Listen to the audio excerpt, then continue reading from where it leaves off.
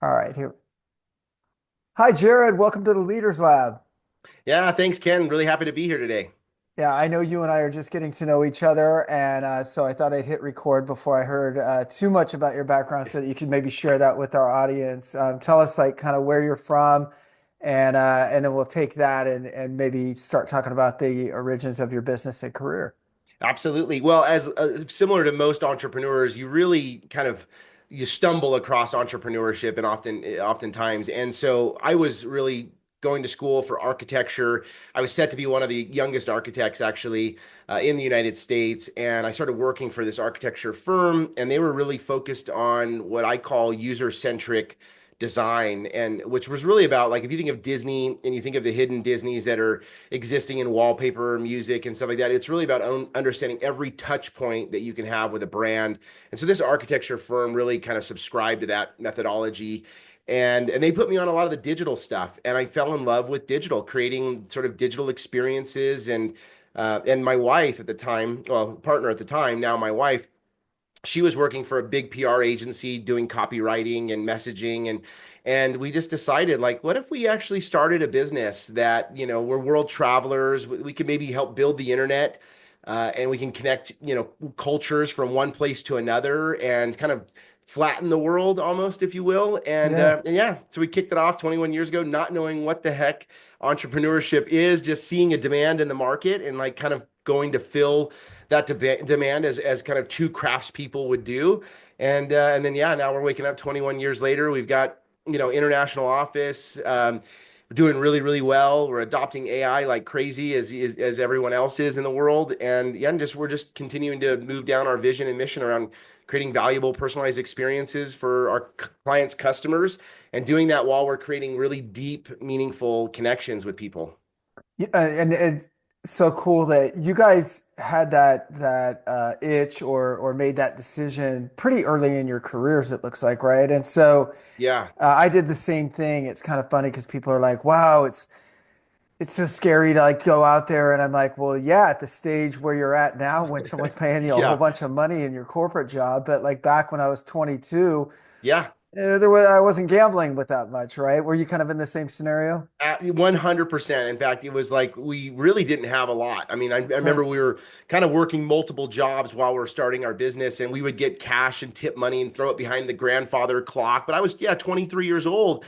I didn't Yeah. know any different, but I would say, yes, being an entrepreneur now, like if I were to start over and not knowing what I would know, yeah, it would be very scary, right? All that Right. risk and not knowing those rewards. And to your point, you trade off working in the sort of private market and making good salaries. And so, yeah, it was, I don't know if I would have done it again, knowing what I do know now, but I wouldn't also change anything. I love entrepreneurship. I love the freedom that we get. I like solving some of the biggest world's problems.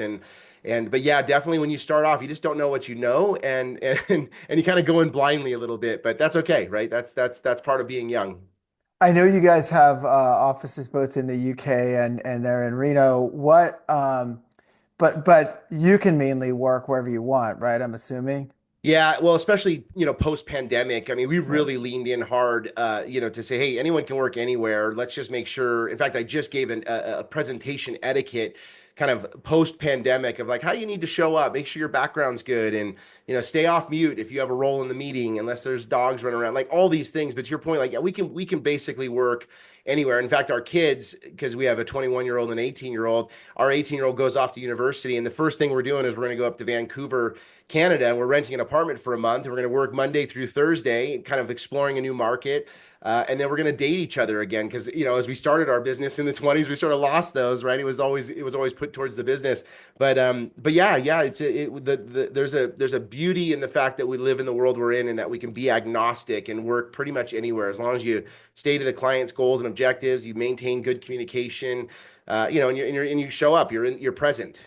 Yeah, it's kind of funny. The Leaders Lab is a talent acquisition company, right? So we do Yeah, leadership talent acquisition, and in March of 2020, I guess like everybody else, you started seeing the dominoes, starting to yeah. fall. And I remember I was renting an office, and the lease was up in a couple of months anyway.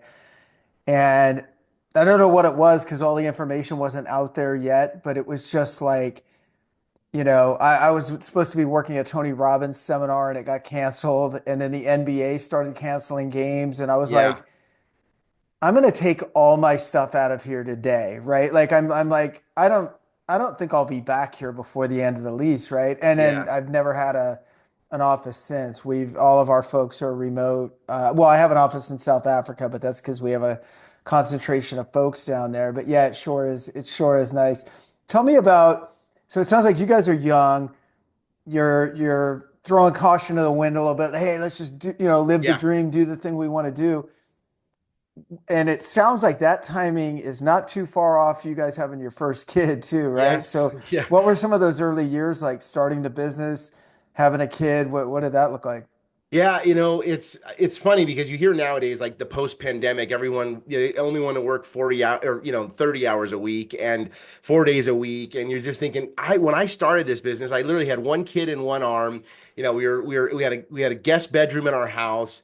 We were inviting clients to come over. One would leave with the kid, right? So if it was like, oh, this is a content production meeting, I would leave with our son. And if it was a sales meeting, she would leave with our son. And so it was just this early day of there wasn't really social media out there. We had MySpace. The smartest phone was like a Treo or a BlackBerry. And it was just, I don't know, it felt like it was like the new frontier. And Yeah. everything we were doing was brand new. And that was just so exciting. Probably how a lot of people are feeling right now with the rise of automation and AI and these engineers having to shift over to learn new code and things like that. But there was just this, I don't know, there's this moment where everything was open, anything was possible. I even joked we kind of had like the roughnecks that worked for us because we had people that didn't have 20 years of engineer experience and they're learning it on the job. And I remember like working with some of the biggest companies, Ford, things like that. Like they wanted us to do some pretty unique digital experiences where we're using HTML5. And at the time, there was literally no example of HTML5 out there. And we're having to like do this on our own, just stitch things together. So it had this very kind of new frontier. You're pioneering, and actually so many agencies and so many companies brought us in because nobody was building digital experiences, and so we were this sort of secret weapon.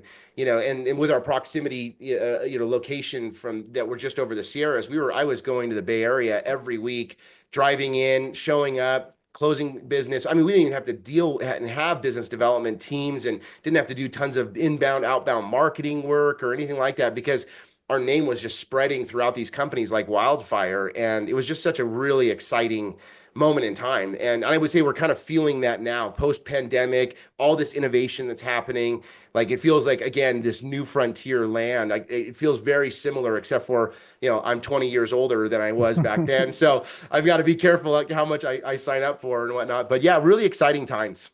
It seems like so early on, you're leaning into technology big time, it sounds Yeah. like. I mean, much more than anybody else, because like you said, I mean, you use the words that kind of, new frontier and everything, and it's Yeah. like it was then, it is now. I can't think of an industry top of my head other than maybe publishing or something that might Yeah. be more disrupted, if you want to look at it that way, by what's going on with technology right now.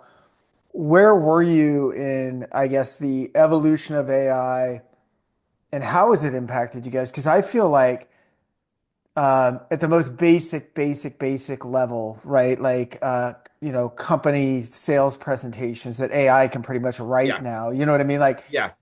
what have been the major changes within your industry based on technology right now? And are you seeing some people that are maybe more of the Rolodex crowd? Are they just phasing out? And people, I mean, what does that look like right now in your Yeah, space? it's definitely like kind of a not I wouldn't say polar opposites, but you definitely have a camp that's leaning deeply into AI right now, and you have a camp that's more or less resistant in saying, you know what, I'm optimistic, but I'm skeptical as to like what's it going to do. Is it actually really going to, make my job easier, more efficient? Or is my job, as a craftsperson, is it at risk? And I think that we've always operated in that space. I mean, we joke, we call it a 30% learning curve. When we started the business, we would set the expectations of new team members that would come on board that you're going to basically live in a space that you're going to operate 30% learning curve every single year. And we Hmm. joke and talk about, noble years or like dog years and all this other stuff. And that, instead of a 1 week of hell, hell week, you got a whole year because it's just the industry is moving at such a fast clip that, but I also think, where this particular movement of AI, there is a moment to be a bit cautious because you're like, well, before we were using tools to sort of like advance what we're doing. These tools that are being developed now is actually replacing some of the work that we're doing. Which again, if you say, well, what kind of work? It's oftentimes it's the executional work, it's the busy work, it's some of the mundane, even a lot of the work you don't like. And if you free that time up, right, then where can you shift your energy? Now that goes into the deep thinking, the critical thinking, the strategy, the creativity, like things that only really humans, kind of bring to the table. And if you can free that energy up, right, all of that sort of wasted time, if you will, or inefficiency of time, then you're finding that we can be more creative with our clients, and we're seeing just that. So normally, say is just to pick something, that would take 5 hours of work, and now that we've created the prompts, we've created the templates, we've created the GPTs, now we're able to do it in an hour, hour and a half. We're actually telling our team, you have all 5 hours to still get that thing done. How can you take it and go to the next level with it? Like, how do you Right. give more options for the clients, or how do you go deeper? Maybe do a little bit more competitive analysis, maybe go a little bit deeper and provide more brand strategy options, or, fill in the blank. And I think that therefore we're never going to race to the bottom and be the sort of lowest cost provider. We want to say, no, our cost is this high because you're going to get X more quality and X more output because we're leveraging these tools. And then Right. I see us being that strategist, if you will, in the next year or two, really kind of leaning hard into that. Yeah, because if someone is on a 5 hour project and normally there was 3.5 hours of repetitive admin work that's now gone, Yeah, it doesn't mean the 5 hours go away. It means that 3.5 hours, to your point, are now spent on actual things that matter, right? that's it. Moving the Yes. needle, creative thought, stuff like that. I think where I see people we use AI a lot. We source as a firm somewhere around 5,000 candidates a month. And so if you look at the sourcing of candidates, which to me can be assisted by AI, Yeah. but not decided by AI, do you know what I mean? So it Yes, I makes it do. Yeah. faster. Yeah. And then the reach outs can be automated, but you can't do personal reach out without doing some level of personal reach out, right? So it's always this level of how do we keep and even enhance what our core offering is by leveraging these tools, to your point. But I did have one person, God bless her, who her job 50 hours a week was just doing things that AI does now or Yeah. that automation does now. And because I look at them kind of hand in hand sometimes. But um, yeah, that's really, really cool. Talk to me about the growth of the agency though, because you guys have been on the Inc. 5000. Yeah. Why did you open an office in England? Did you just want a European presence? And when did all of this take place? Yeah, well, and back to that 30% learning curve, we've always been exposed to opportunities because of that volume of just, the industry and the changes and new clients and their needs and things like that. And so selfishly, right, I used to live in Italy for a year, season, my wife and co-founder and also our chief operating officer, she used to live in Chile for a year. So we love world travel. It's one of the reasons why we focus on the travel and tourism industry. So selfishly, we would benefit from us having an international presence because we get to visit, right? But really, what it came down to is that we had international clients that we needed to provide service to, and we're mostly on the West Coast, while we are more distributed now post pandemic, and we've got we're agnostic in that sense. Servicing the UK or Europe from the West Coast is difficult. You get about a 1 hour overlap each day. And so what we thought was, well, what if we decided to open an office there? We could extend our clients' products, goods, services, experiences into the UK, EMEA market, European market, and vice versa. There's a lot of international clients that we were working with over there, the Adobes of the world and stuff, that we could extend their, products, services, experiences, and services, whatnot, into the US. So we decided to go over to that market, and we thought, well, they speak English, we speak English. Let's target Bristol. Bristol's a university town. Its proximity to London is similar to our proximity in Northern Nevada to San Francisco. They very much focus on work-life balance over there. So we thought, well, let's just put a flag in. Let's go around. Let's ask for advice. So we went and met with a bunch of agency owners over there. We thought if we ask, and I have this firm belief, if you ask for advice, you oftentimes get money and or you get opportunities. But if you ask for money or opportunities, you oftentimes get advice. And so we went in the whole time in there just asking for advice. What would you do if you were to start an office? Why would you start one? What would you do differently? And we really found our niche to be, bringing and extending over our performance marketing services, because we have a big population in the US, right? 330 million people here, and we're great at consuming. So we're like, well, performance marketing makes sense. They only have a $66 million population over there, and they're super witty when it comes to creative and all this. And we thought there's no way they're going to allow an American company coming in really confident to say we can do better creative. But what we could say is, hey, we'll take your creative and we'll extend it into the market, and we'll basically give you your ROI and focus on conversions. And now we have 15 people over there, highly profitable office. We've created international exchange programs where the team members fly over and visit the US, sometimes for the very first time. So they're getting this exposure to new culture and, again, widening their perspective, right? Being vulnerable, building that humility bone, if you will, or that muscle. And then vice versa. We're bringing over, team members from the US that have never, been to Europe before or been to the UK. And it's just working really, really well, and That's so cool. yeah, it's That is definitely a so cool. differentiator for us as well. I love it. I'm over there lately, at least once a year, Yeah. and yeah, love it, love it. So, um, talk to me like, and it doesn't matter if it's chronological order or not, but Yeah. what are some of the biggest, you guys on paper, if I look at your company, if I look at, revenue lines and stuff like that, all of our LinkedIn profiles look pretty good, right? Yeah. Like if you look Yeah. at Yeah. mine, Yeah. there's a Yeah. nice stair step kind of, path. Uh, but if I peel back the curtain, there's been some tough stuff in Oh, there. there's definitely been. Yeah, what Yeah. was some of that for you?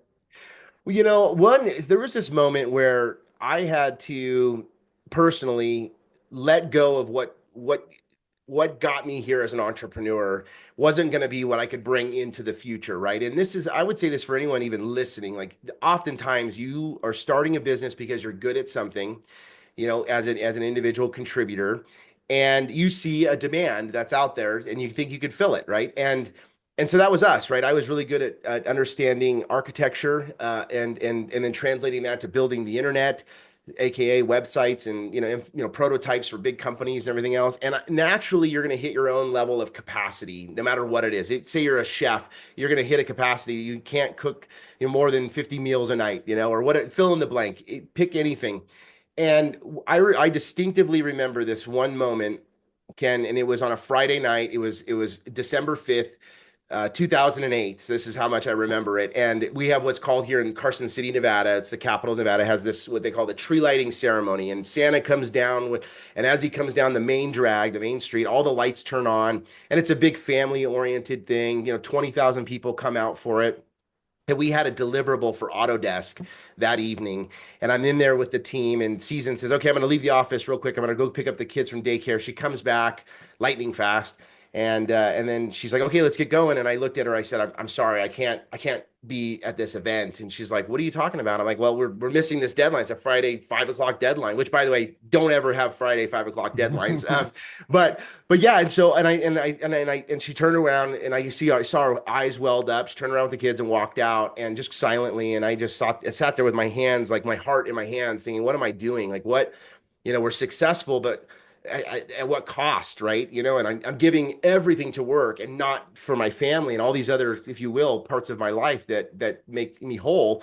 And my team swiveled their chairs and basically said, Jarrod, get the hell out of here. We got this. We'll deliver. Don't worry. And in that moment, it was this moment that I realized that I was hitting my own capacity, and that we were never going to scale this company unless I delegated, unless I trusted others and showed them what success look like. And so at that point, we created graphs, and by the way, I made it downstairs across the street just in time for the tree lighting ceremony. I'm crying, Sees and my wife, she's crying, and our kids are like, what's going on? But it was this moment of like, okay, I have to let go of what got me here, and I have to develop new skill sets, new mindsets. I have to invest in new tool sets, like to be this next version of me. This I have to shed this skin, if you Yeah. will.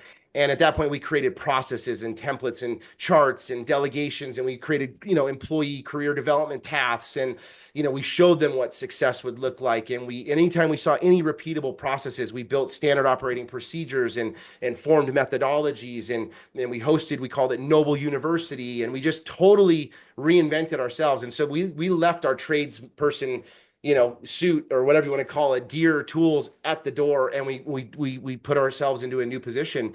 And I would say that has contributed heavily to the growth and the ability to not have to bungee down, if you will, or free dive all the way down to 5 feet and help the team bring a deliverable across. Instead, we help them by unblocking what they might have in their way, or give them more resources or more tools, or whatever the case is. But that was a really pivotal moment. And I think most entrepreneurs don't jump across that chasm. They don't ever like make the leap to letting go and delegating and trusting that others can do just as good of a job. And if they own it as their entire job, they'll do it better than you'll ever be able to do it. And most Yeah. can't ever get past that point.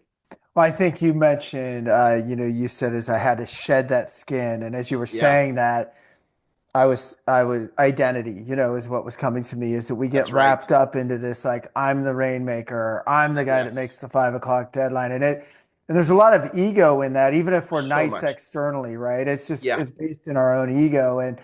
And until we find a new identity, like the old yes, one is there, I'm curious, like, did you use, because some of the stuff that you're talking about, it reminds me of EOS. yeah. Did you use one of those? I'm so glad you asked that, because we didn't at the time, but we were really big. I mean, if you look behind you, if anybody's been watching all these books on the shelf, the top row is all self-help books, right? It's all Yeah. frameworks. It's, Rich Dad, Poor Dad. It's Jim Collins, Good to Great. It's you name it, it's on that shelf. We did not adopt traction until about 4 years ago. And I will say that, back to another chapter of us and shedding another layer of skin, that 100% has just literally skyrocketed us. We have the most Oh, so you amazing. did use it? We do use it EOS? now, Okay. and we use it. In fact, I just had my 10 level 10 meeting this morning. It's always every Wednesday at 8:55 it starts, and it stops at 9:55, and the same agenda. It starts on time, ends on time, you name it. We subscribe to it. We're not purists in that, like, we'll die on the vine, against it. But that structure, that entrepreneurial operating system, the accountability that it provides, the fact that we have a scorecard that we look at every single Wednesday, and it's got all the most important metrics that we look at. I mean, we subscribe heavily to what we measure is what we improve. It allowed us to exit 3 senior leadership team members that we had on because they weren't in the right seat and they weren't the right person, and we rated them against the GWC. They get it, they want it, they have capacity to do this. And I will say it's literally transformational, us adopting that backbone and that system. And now I'm in my own lane, excuse me. I'm focused on the vision and mission of the company. I'm overseeing sales and marketing and our brand externally. We have BC, who's our partner, who's focused on our service deliverables, for all of our clients, has all the departments rolling up and reporting to him from the VP standpoints. And then Season, who's really focused on the operations, all the cardiovascular parts of our company. So now we have this really healthy Venn diagram that we overlap by 5, 6%, of our roles. Decisions are made together. Ultimately, I might have to make that final decision, which then rests on my shoulder. But it's always informed with really quality people and stuff. But yeah, I can't say enough how much EOS has helped us, and just the discipline and the accountability is amazing. That's really cool. I knew I saw signs of that, Yeah.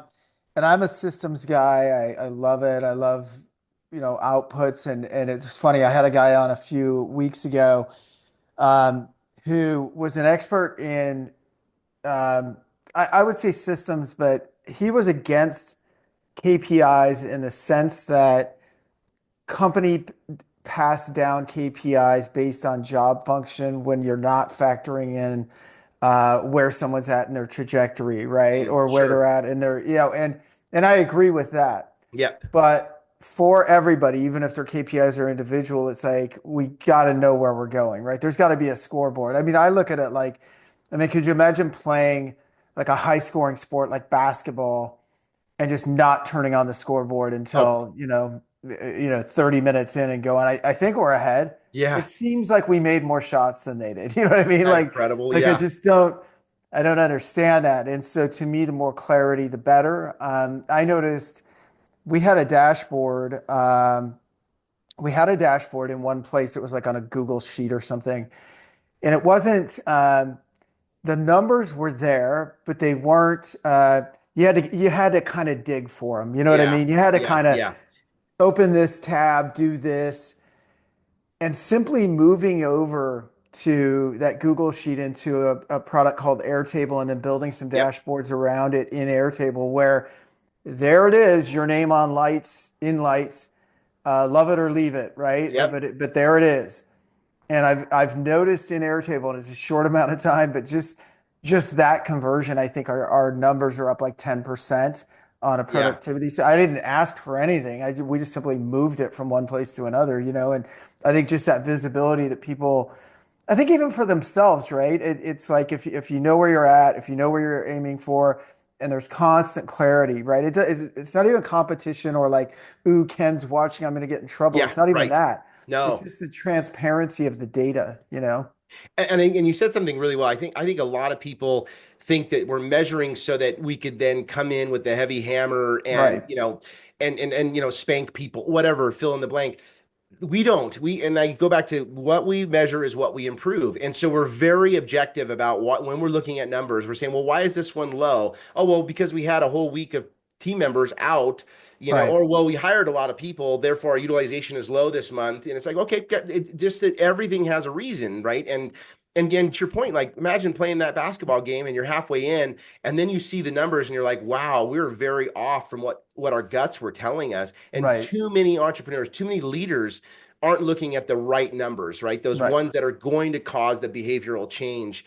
And so one of those things with traction that we don't fully adopt, which is every single person needs to have a number, because it's hard to think about a creative, like, well, what's their number? What are we going to say? Like present two new fresh ideas. Okay, maybe it's kind of, squishy and, so instead we're looking at the higher level, right? Department utilization. We're looking at that, of course. We're looking at net new, sales opportunities, earned revenue, like all the things that are necessary to kind of keep the company moving. But yeah, that would be, if anything, even just going to the Google Doc, like you mentioned, just start somewhere and just yeah. pick your top five. I mean, go to ChatGPT and just say, hey, I'm in this industry. What are the top five things I need to measure? And I bet you're looking at any one of those and saying, oh, I could probably measure that one a little bit better. Or, yeah, I don't have a budget that we look at on a monthly basis, and maybe I should.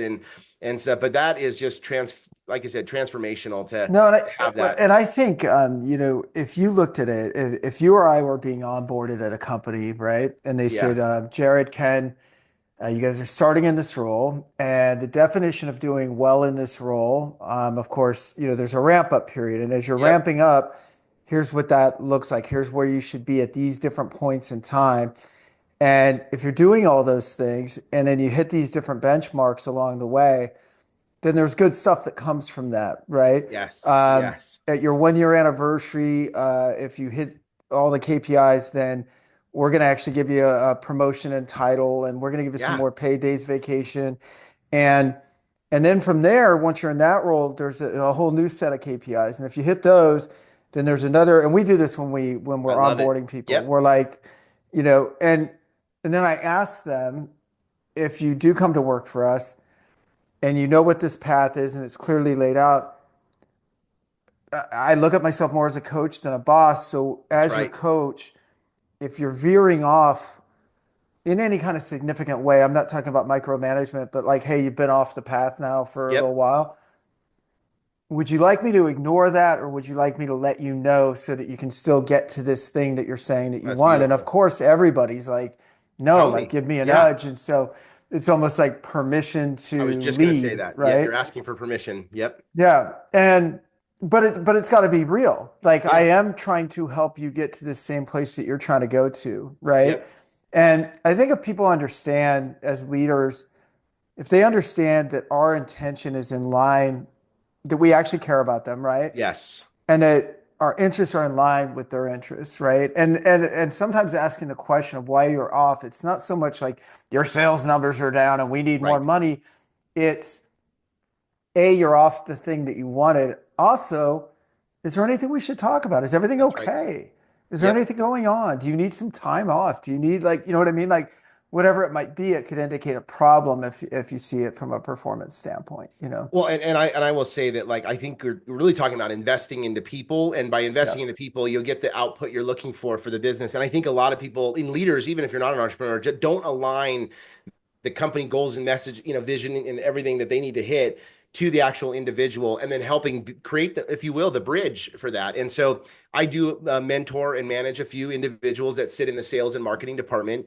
Probably not the best use of my time as a CEO, but I'm really good at it. And I'm being Yeah. honest about it because I've had 21 years and I want to grow people into the best versions of themselves. So I'm quite systemized with it. We meet weekly on, have a one-on-one with each one of the team members.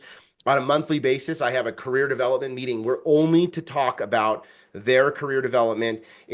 We pull out things that they wanted to work on based on their review. We have this, we call it the Noble template. We've been put their stuff in there. We talk about what we're working on. One of my team members, just like me, and now I'm going to say it, I'm going to stumble over it, but filler words. We all use a lot of filler words, the ums, the ahs, the you knows, the rights, the likes, and everything else.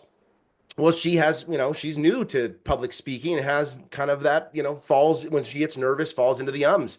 So we documented it, and now we're helping her. Hey, there's a great book to read. And hey, by the way, there's the equivalent of Toastmasters down in Southern California, this networking group. You should probably attend that and take a board role actually, and really have a speaking part there. And so because if we can get that person to get as optimal as possible, we're going to benefit from it as a company. They're going to hit the goals that they need to, and we're making them better humans at the end of the Right. day, right? They're actually and this is what we truly subscribe to, Ken, is that we want people that when they come to work for Noble, that we're better for having worked with them, and they're better having worked with us. So when they leave, as long as we can say, are we better? And if the answer is yes, and if they're leaving, are they better? Then guess what? It's always a healthy leave when that happens. And Yep. so, and again, if you're working these people are your assets at the end of the day. And if you can get that asset, if you will, super happy, love where they work, bring their whole selves there, show big incremental growth and change in their career, you're going to benefit from that indirectly and directly.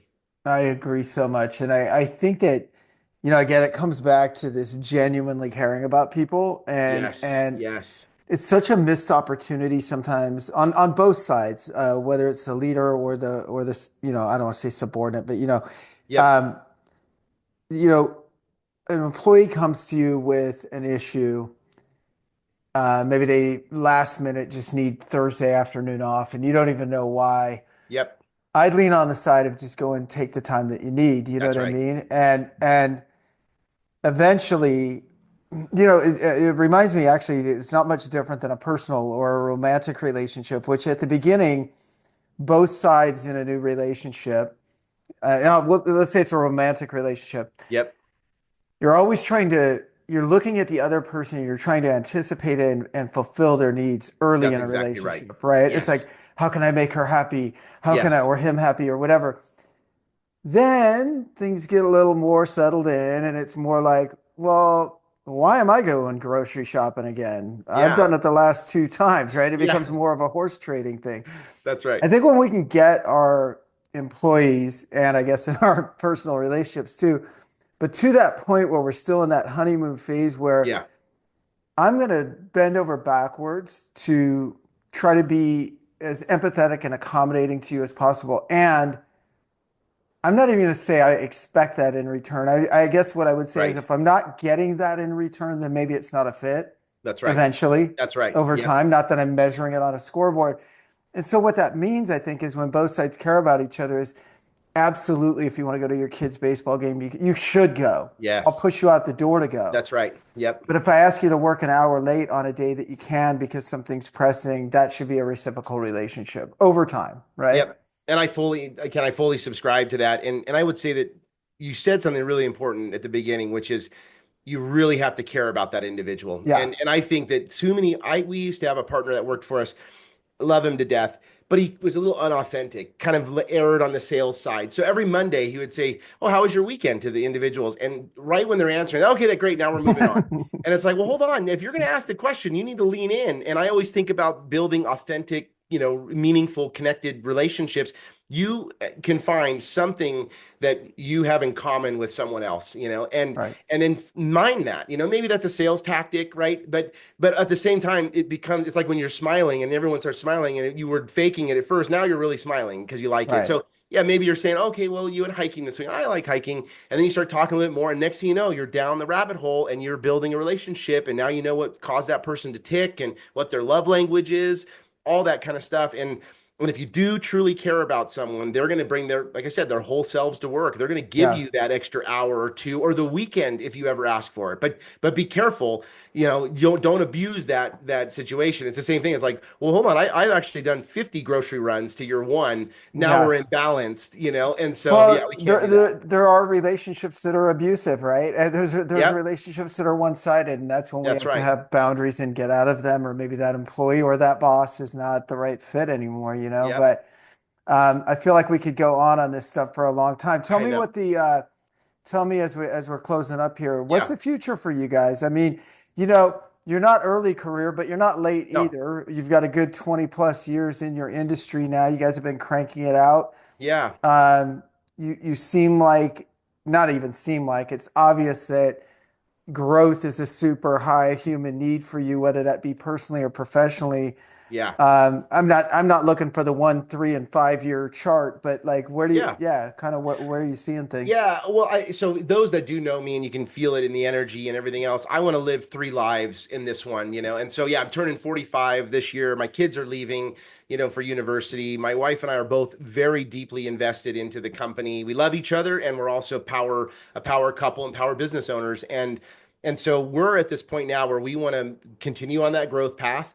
We want to acquire a few different agencies. We're looking at possibly opening an office in New Zealand. That gives us a Nice. 24-hour agency sort of presence, if you will, bringing our vision and mission into more stakeholders and clients and team members and partners and, fill in the blank. And I want to lean in deep into the AI world. Our vision and mission of a company is really to create valuable, personalized experiences for our clients' customers. We can't do that unless I need to know enough about you, Ken, so that I can provide you from a marketing standpoint access to the things that you're interested in. And so our goal is to use AI. We're building AI agents right now. Every department has GPTs. We just hired an AI strategist who's going to sit in the operational side and go in and find some of these efficiencies, but then find that white space, that creative, opportunities. But our intent is to do everything we possibly can to where we can connect our clients' customers, where they're having an authentic, great, meaningful, related, connected, relationship. They're getting a valuable, personalized experience, meaning one-to-one marketing, so that we're actually saying, Ken, we know that you like to do photography, and by the way, we just signed you up for Canon's new beta camera, Right. whatever it is. We want to connect people with their interests, where they're not having to work so hard to build a relationship with a brand, if you will. So our intent is to continue to do that while we're going to always focus on culture. Our team is our biggest assets is the human capital that we have inside of our company, and they give a shit about each other. They really care. We care about them, so we just want to continue to grow that. Bring in really healthy, smart people that align with similar core values and principles. And so, yeah, so we just want to continue to be a purpose-driven business. Well, I know you guys didn't get on Best Places to Work by accident and all the other accolades that you guys have got. It's been a pleasure getting to know you a little bit, man, and congrats I on know. everything. Same. No, this has been great. I listened to a few of your podcasts before coming on here. I support everything you're doing. I think leaders need to get their voice out there and help others. It's the pay it forward model. I mean, so many Sure. people helped us get to where we are, and that's where we're kind of shifting into that mode now too. Is how do we help other entrepreneurs, leaders, kind of learn from what we've learned from, and then of course, they have their own stories. So how can we learn from that? So I appreciate everything you do. Amazing. Thanks so much. All right, Ken. Thank you.